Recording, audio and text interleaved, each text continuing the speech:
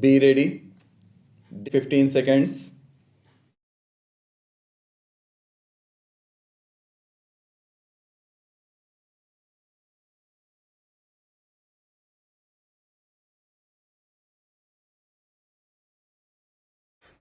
The House will remember that when this matter came up on the earlier motion to appoint a joint committee, we had a fairly full and profitable discussion in this House. As a result, the House agreed to send this bill to a joint committee. The other house went a step further and unanimously agreed to send it to the joint committee. I mention these facts to show what a great degree of unanimity of opinion there has been in Parliament over this matter. One would imagine sometimes reading or hearing some criticisms made outside this house that this was a measure over which opinion was rent in twain, that it was a highly controversial measure which proposed something very extraordinary. Yet, when one comes to see what has actually happened in this house or the other house, one finds that the persons who are most intimately connected with this matter, in the sense that they are considering it directly, members of the two houses who have listened to arguments for and against, have come to one broad conclusion in favor of this amendment of the Constitution. This should be remembered because an attempt is made outside Parliament, of course, to create a contrary impression.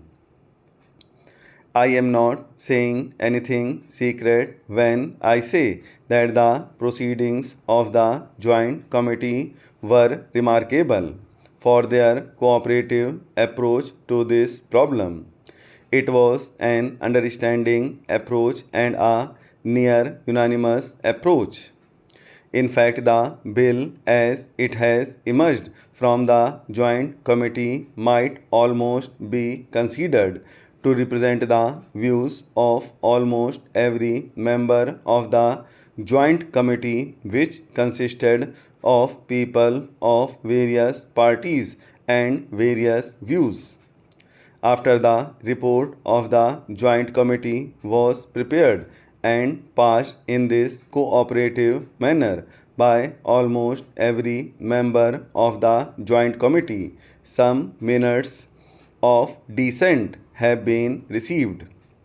The minute of dissent by my friend has been measured a longest minute in which he has quoted from high legal authorities, apart from that fact that he is himself a high legal authority. First of all, we must bear in mind exactly what this bill is and what this attempt to amend the Constitution is. It is odd that words like confiscation of property and expropriation are thrown about when actually what the Constitution says is that there will be no such thing except by law and except on payment of compensation thereof. The quantum of compensation is to be determined by the legislature. The king has given many quotations about due process of law.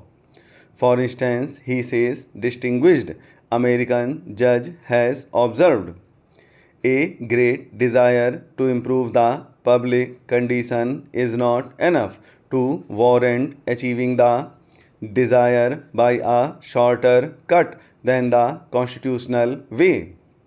I say that this is the constitutional way and what is proposed is the definite legal and constitutional way of doing it, and we are varying or amending the constitution in the constitution way. I do not quite understand this throwing about of words like expropriation and confiscation and doing things apart from the law. Remember that the sole major change proposed is to make clear one thing which was clear to us at the time this constitution was framed. That is to say, according to the Constitution as it emerged from the Constituent Assembly, the quantum of compensation or the principles governing compensation would be decided by the legislature. This was made perfectly clear. It is obvious that those who framed the Constitution failed in giving expression to their wishes accurately and precisely, and thereby the Supreme Court and some other courts have interpreted it in a different way. The Supreme Court is the final authority for interpreting the Constitution. All I can say is that the Constitution was not worded as precisely as the framers of the Constitution intended. What the framers of the Constitution intended is there for anyone to see. All that has been done now is to make that wording more precise and more in accordance with what the framers of the Constitution at that time meant and openly said. I do not therefore understand this measure of excitement and agitation in people's minds, not in this house but elsewhere, about this matter. May I say straight away what I think with all respect, that the Joint Committee has certainly improved the bill from what it was previously. I accept this report and the recommendations completely. There might be one or two minor changes in view, but apart from that, I think that it would be a pity to amend this as it has emerged from the Joint Committee's consideration. It has emerged, as the House will see, in a much simpler form. It is shorter and simpler than before, and that itself is desirable.